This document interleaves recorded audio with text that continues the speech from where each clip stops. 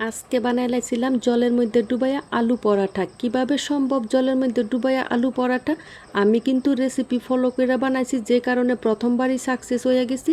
তো আপনারাও যদি আমার রেসিপি দেখে ফলো করে বানান, তাহলে কিন্তু আপনারাও আমার মতন প্রথমবারই সাকসেস হইবেন। উইদাউট তেল ছাড়া যে জলের মধ্যে ডুবাইয়া এত সুন্দর আলু পরাঠা বানানো যায়, এটা কিন্তু আমি কোনোদিন কল্পনাও করতে পারছি না। আমি জানি এটা আপনারাও কল্পনা করতে পারছেন না। আমি কিন্তু আরেকজনকে দেখা ফলো করেই এই আলু পরাঠাটা বানাইছি।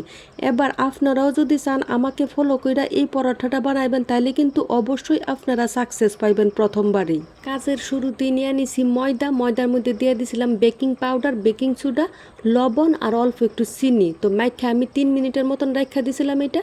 তারপরে 3 মিনিট পরে অল্প সাদা তেল দিয়ে আবার একটু মাখামাখি কইরা জল দিয়া গুলালামো। তেলের পরিমাণটা কিন্তু আমি একটু কমই দিছি, কারণ বেশি তেল দিলে এটা সফট হইতো না, হয়ে যাবো গা একটু শক্ত। তো জাল লেগে যদি সফট রাখতে চান তাইলে তেলের পরিমাণটা খুব কমই রাখবেন। এবার অল্প অল্প নর্মাল ওয়াটার দিয়া আমি সুন্দর একটা খামি বানাবো। তো খামিটারে কিন্তু একটু সময় নিয়ে মাখামাখি করতে হবে। খামিটা রেডি করার পর আমি এটারে 20-25 মিনিটের মতন রেস্টে রাখা দেবো। তো 20-25 মিনিট সময় কিন্তু আমি বয়া থাকতাম না। 20-25 মিনিট সময়ের মধ্যে আমি বানাইলাম একটা আলু ভর্তা। তো যেটার লেগে আমি আলুটা আগেই সিদ্ধ করে রেখে দিছি। এবার একটা চামচের সাহায্যে আলুটারে আমি এইভাবে চটকায় দিতেছি। এবার আলু ভর্তা সম্বারের জন্য কড়াইতে তেল দিয়ে সেটা দুর্ভাগ্যবশত দেখি আমার ঘরে নাই মেথি। তো আমি দিতে চাইছিলাম মেথি, কিন্তু মেথি নাই, যেই কারণে দিলাম আমি পরে চিকন জিরা।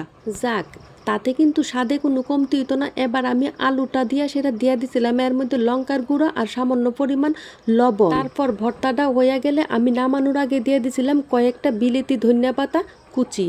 আলু ভর্তা কিন্তু কমপ্লিট হয়ে গেছে। এবার আলু ভর্তাটা নামায় সেটা আমি যে খামিটা রেস্টের জন্য রাখছি, ওই খামিটারে এবার আমি একটু ভালো করে আবার একটু মাখামাখি করুম। খামিটা কিন্তু আমি বেশি শক্ত করে বানাইছি না, আমি একটু সফট করে বানাইছি, কারণ খামিটা যদি সফট হয় তাহলে পরোঠাটাও কিন্তু সফটই হইব। তো যে কারণে আমি খুব সফট করেই বানাইছিলাম খামিটা। এবার এইভাবে একটু টুকরা টুকরা করে সেরে নেবো। আমি যতটা পরোঠা বানাবো ততটা টুকরা করে লাইছিলাম। এবার সবকটা ডোর ভিতরে আমি অল্প অল্প আলু ভর্তা দিয়ে সুন্দর করে পিল করে লামু। আমি কিন্তু পরোটা ভাজার প্রসেসটা 2 রকমের দেখামু। দুনো রকমই কিন্তু জলের ভিতরেই ভাজুম, আমি কোনো তেল ইউজ করতাম না। তো যেই কারণে আপনারা ভিডিওটা কিন্তু শেষ অবধি দেখবেন যে আমি 2 রকম প্রসেসে কিভাবে আমি পরোঠাটা ভাজি। ডোটার উপরে আমি অল্প একটু বিলেতি ধনিয়া পাতার কুচি দিয়ে দিলাম সৌন্দর্য, স্বাদ এবং সুগন্ধের জন্য। আমার কাছে এই বিলেতি ধনিয়া পাতার কুচিটা খুবই ভালো লাগে, তাই আমি দিয়ে দিছি। চাইলে আপনারা স্কিপ করতে পারেন, কিন্তু আমার কাছে ভালো লাগে তাই আমি দিয়ে দিলাম। আলু ভর্তাটা ভিতরে দিয়া পিলটা কিন্তু একটু সাবধানতার সাথে করতে হইব, যাতে বেলনি করার সময় ভর্তাটা ভিতর থেকে না বাইর হয়ে যায়। এবার দমকা আগুনে চুলার মধ্যে বয়ে দিছিলাম একটা কড়াইতে দিয়ে দিছি অল্প জল। তারপরে আমি যে ওই পরোটাটি বেলে রাখছিলাম, ওই পরোটাটির গায়ে আমি অল্প অল্প ঘি মাখাই দিচ্ছি। চাইলে দিতে পারেন, না চাইলে আপনারা স্কিপ করতে পারেন। এবার জলটা গরম হয়ে যখন বলকানো উঠবো, জলটারে আমি একটা চামচের সাহায্যে চারিদিকে লাগাই সেটা এইভাবে পরোঠাটা কড়াইয়ের গায়ে লাগাই দেবো। এই প্রসেসটা দেখতে যেরকম সহজ লাগতেছে, সত্যিই কিন্তু ততটুকুই সহজ। আমি যখন অন্যের রেসিপিটা ফলো করছিলাম, আমার কাছে মনে হয়েছিল প্রথমবারে মনে হয় আমার ওইতো না, কিন্তু আমি যে প্রথমবারই পারুম আমি ভাবতেও পারছি না। খুবই সহজ, এভাবে একবার ট্রাই করে অবশ্যই দেখবেন। এই প্রসেসে করলে কড়াইয়ের হিট এবং জলের ভাপে পরোঠাটা খুবই সফট হয় এবং খুবই সুস্বাদু হয়। দেখেন কত সুন্দর হয়েছে পরোঠাটি।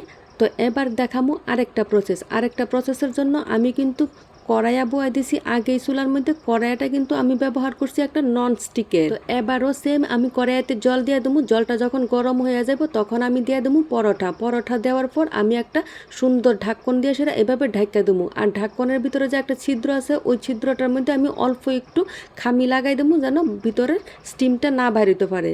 এবার অল্প একটু ঘি দিয়ে সেটা উলট পালট করে ভাজা নেবেন। চাইলে ঘিটা দিতে পারেন, না চাইলে স্কিপ করতে পারেন। আমার কাছে ভালো লাগে তাই আমি ব্যবহার করলাম। স্টিম করার পর ভাজাভাজি না করলেই ভালো, কিন্তু আমি হইলাম 2 তাইল্লা মানুষ, আমার কাছে পরোটা একটু শক্ত শক্ত হইলেই ভাল লাগে। তাই আমি কিন্তু অনেকক্ষণ সময় নিয়ে সেটা 2টা পরোটা খুবই ভালো করে ভাজাভাজি করছিলাম। শেষে 2টা পরোটা ছিঁড়া দেখাই দিলাম কিরকম হয়েছে।